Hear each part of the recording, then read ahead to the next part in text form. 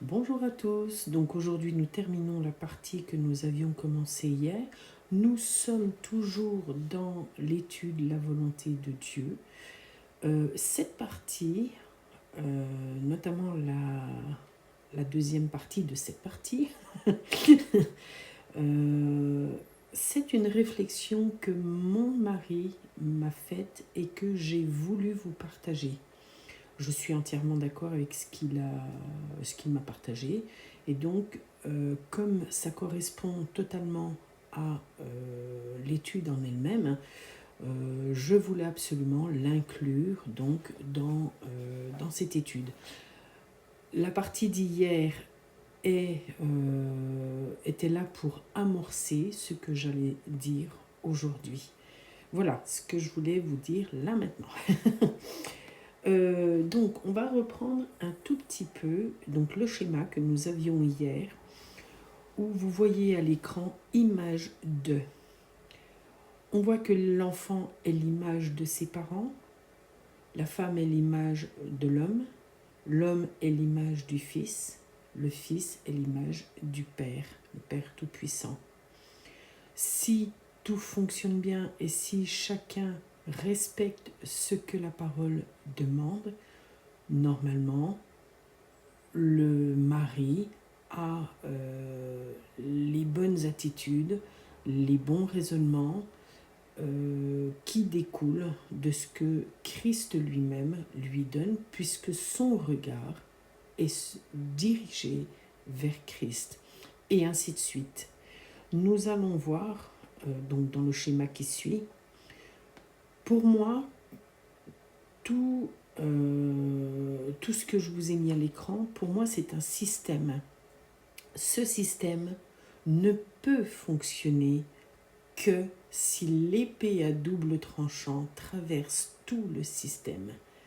L'épée à double tranchant, c'est la parole, nous le savons, c'est Hébreux 4,12 qui nous le dit.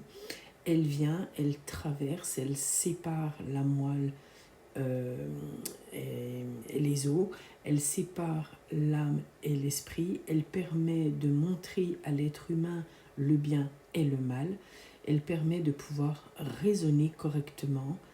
Le Saint-Esprit fait vraiment un travail énorme en minutie, avec douceur et avec sagesse et intelligence.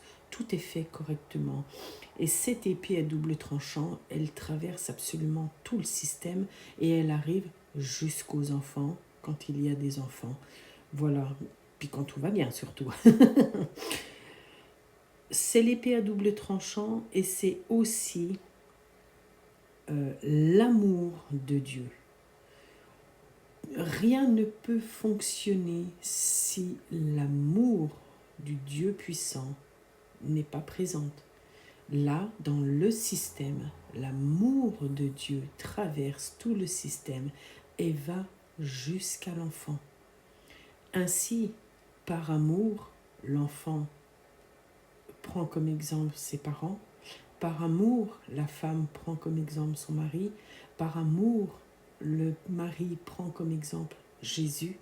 Par amour, Jésus prend comme exemple son Père Tout-Puissant. Et par amour Tout-Puissant, Dieu nous enveloppe complètement dans son amour. Et c'est un système.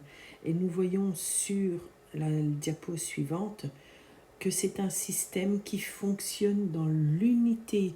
Nous en parlons depuis le début. Père, Fils et Saint-Esprit sont Dieu Érad, Dieu l'unité. Vraiment, nous avons insisté plus d'une fois sur cette notion d'unité. Comme nous faisons partie du corps de Christ, bien évidemment, nous faisons partie de cette unité. Donc, nous faisons partie de ce système que vous voyez à l'écran, qui, selon le souffle de Dieu, le souffle divin, donc le Saint-Esprit, le vent va où il veut, ce système monte ou descend, mais c'est tout le système qui monte et qui descend quand tout est resté dans son unité d'origine. Tout le système va à droite ou à gauche quand on reste dans l'unité principale, la fondation, les fondements que Christ a donnés. Ça, c'est quand tout va bien.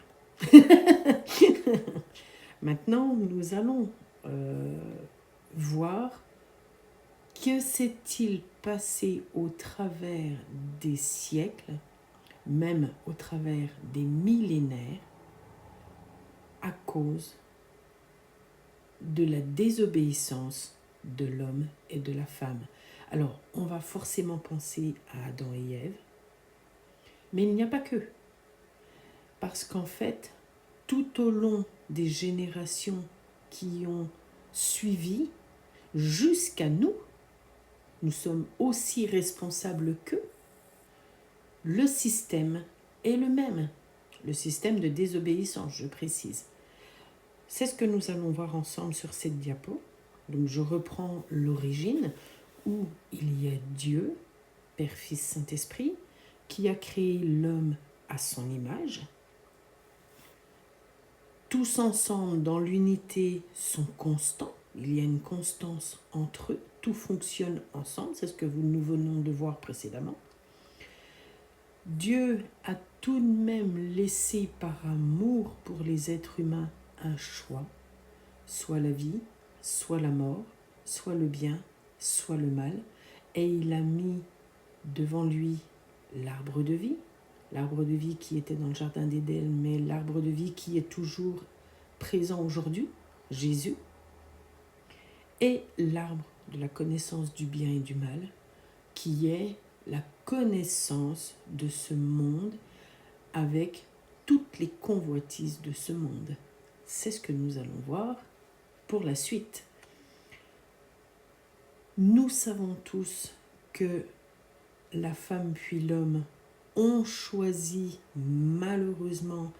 Alors la parole précise que la femme a été séduite, que l'homme a suivi sa femme. Là je parle d'Adam et Ève. Mais ce qui est dit au travers de cette histoire, c'est que ça se répète toujours dans le temps. Et ils ont choisi l'arbre de la connaissance du bien et du mal. Ainsi, nous allons sur la diapo suivante où, à cause de ce choix, il y a eu la chute. Et à cause de ce choix, il y a toujours la chute. Ça n'a pas changé. Donc, on peut d'une certaine façon dire oui, mais si Adam et Ève n'avaient pas fait ce qu'ils ont fait, tout irait mieux sur terre. Mais j'ai envie de dire, et toi, que fais-tu dans ta vie? Qu'as-tu choisi? As-tu choisi le bien et le mal, ou as-tu choisi l'arbre de vie? C'est la bonne question. Donc, cette chute va enclencher tout un système de cascades, de problèmes et de choses auxquelles l'homme n'a même pas pensé à l'origine.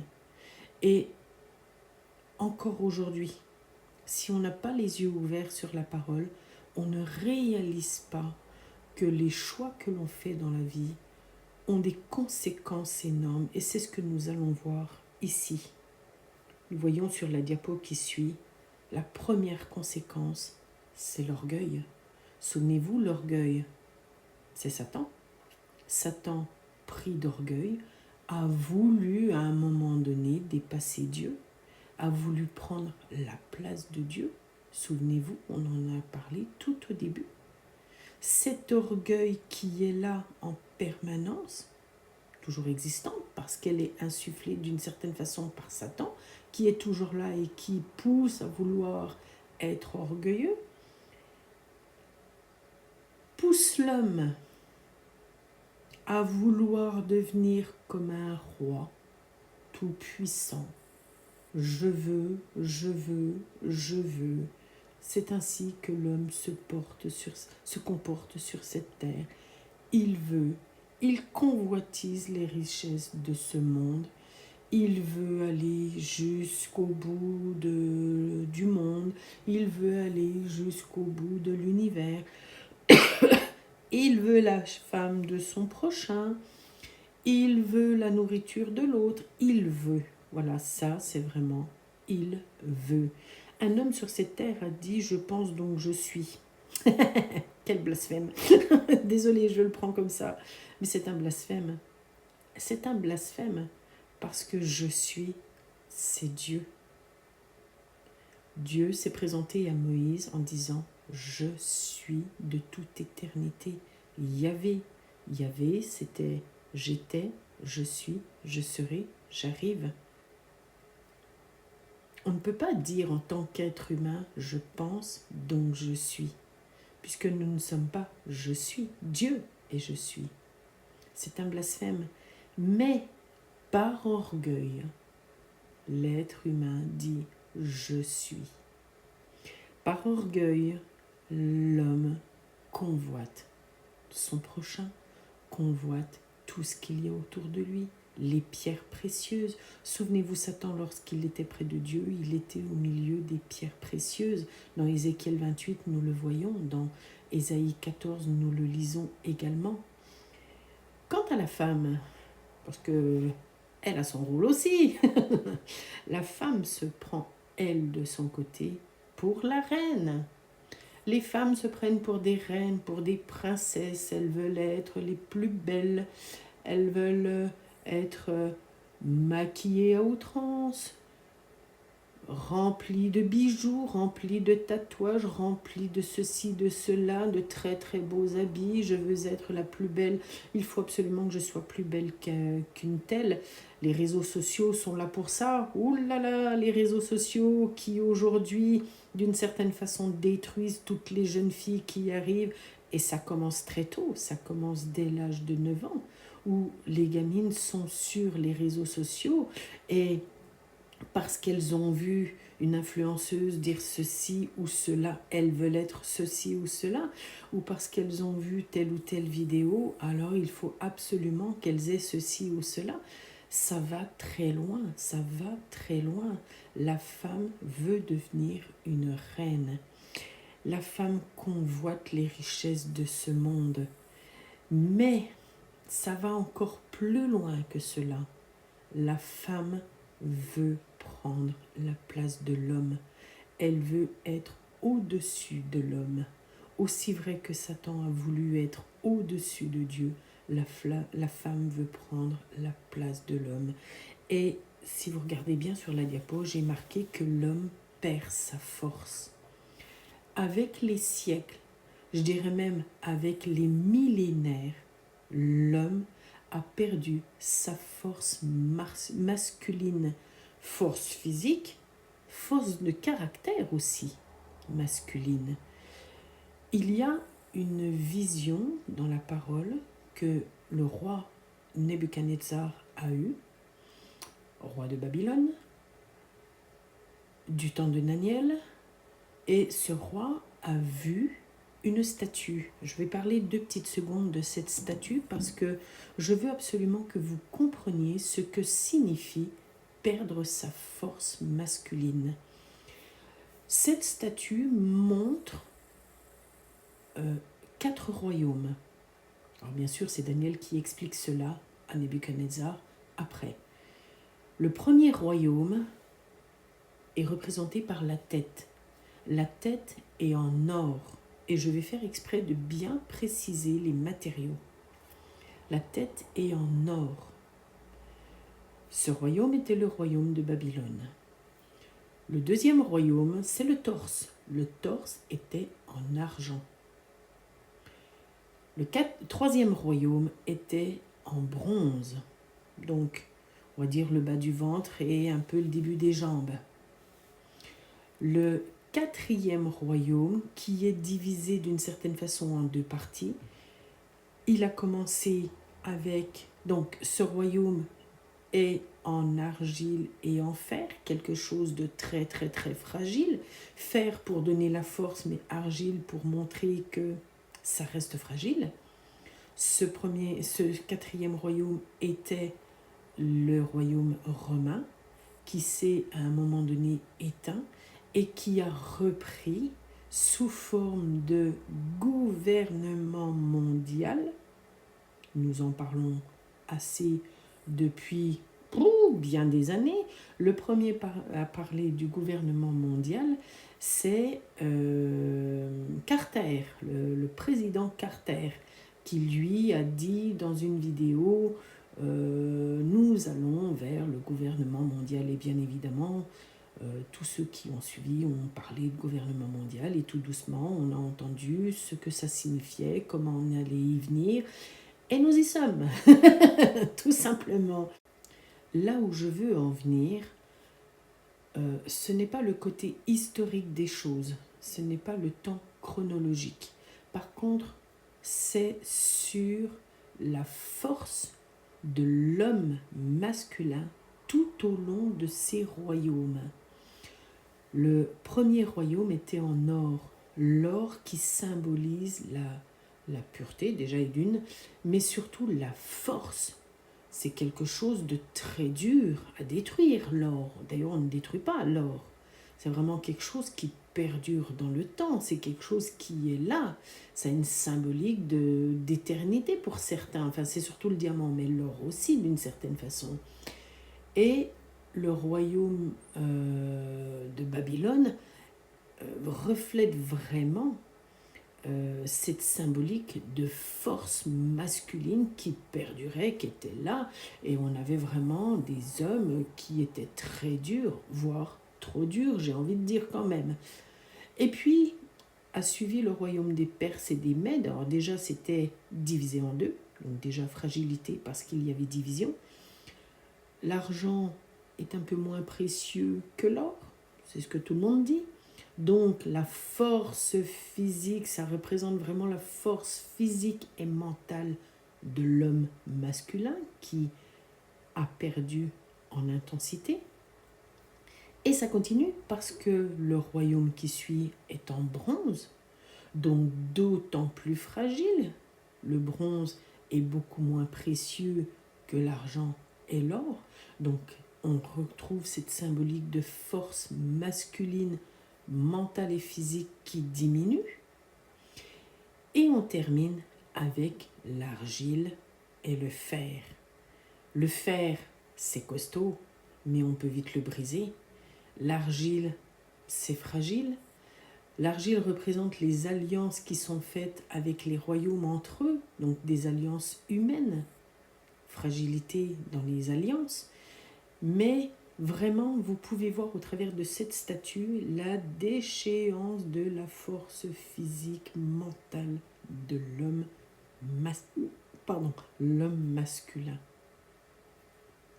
Donc nous le voyons au travers du temps, nous le voyons aussi avec la mentalité de la femme qui, elle, de son côté, tout doucement a pris de la place et tout doucement a commencé à elle aussi à vouloir monter. L'homme descendait, la femme prenait sa place.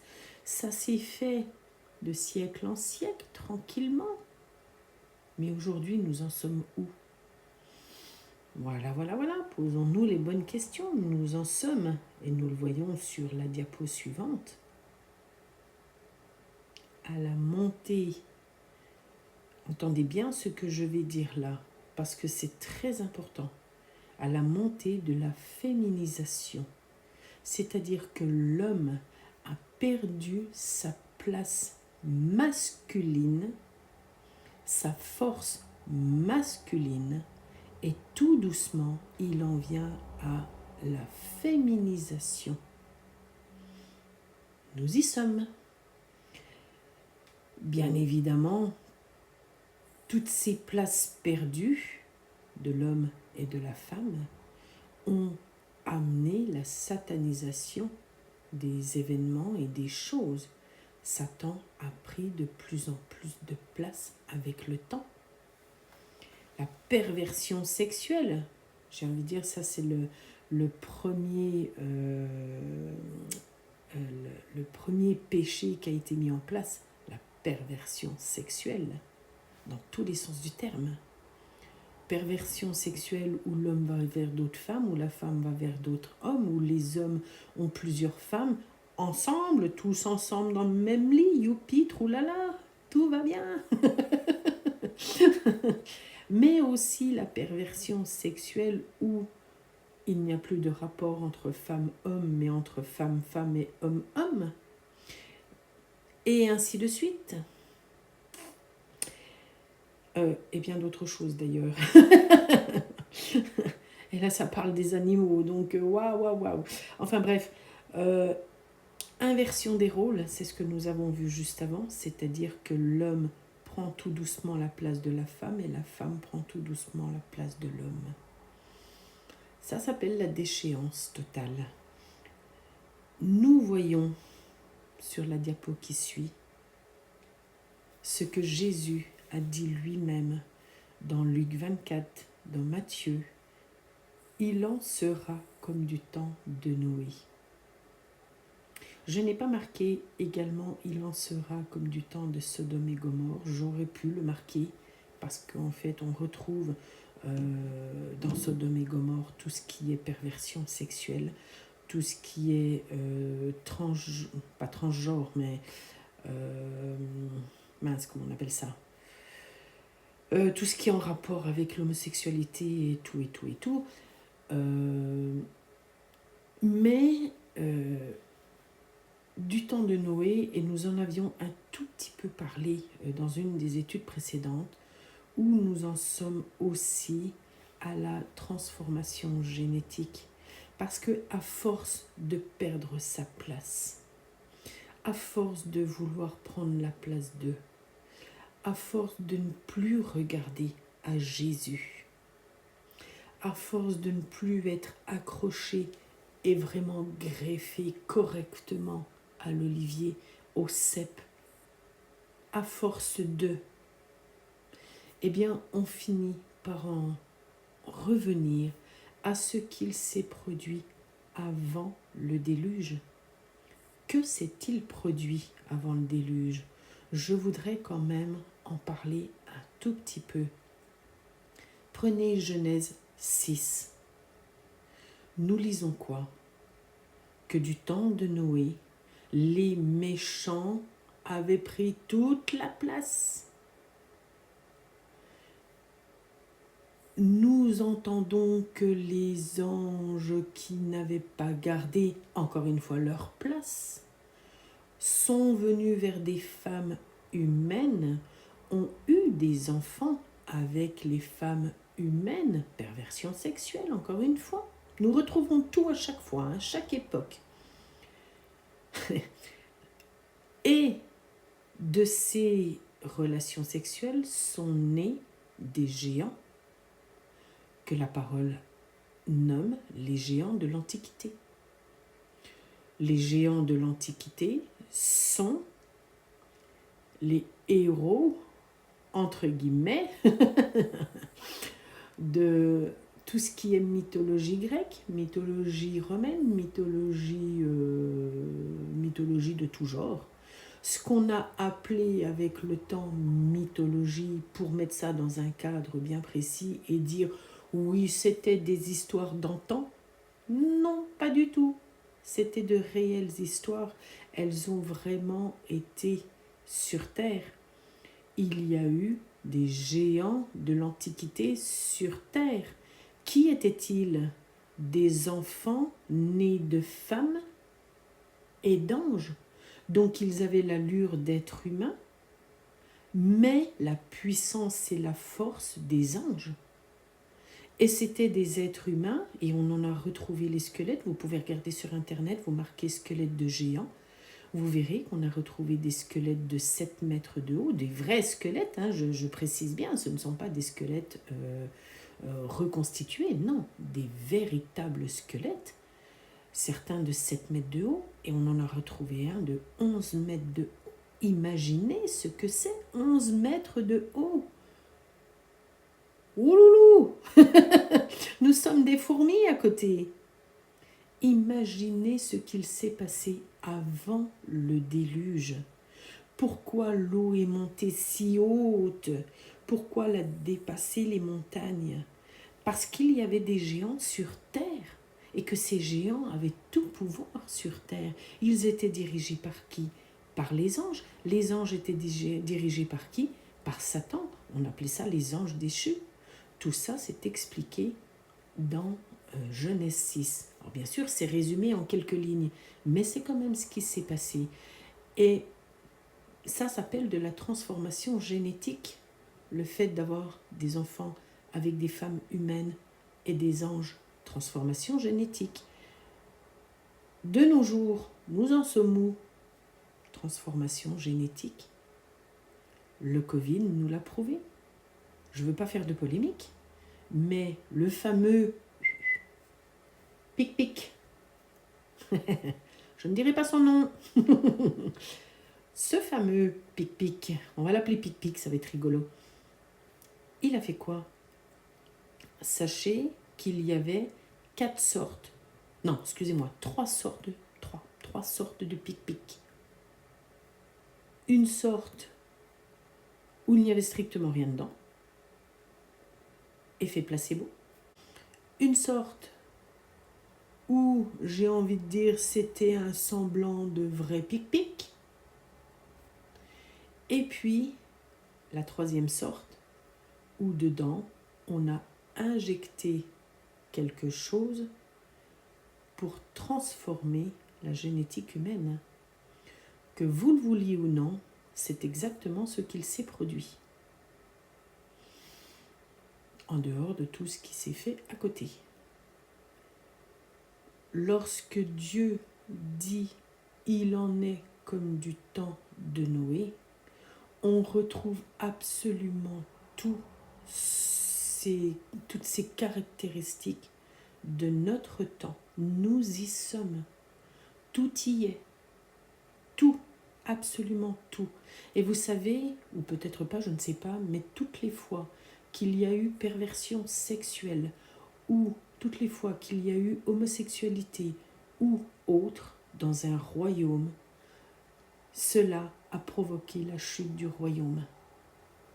Nous y sommes.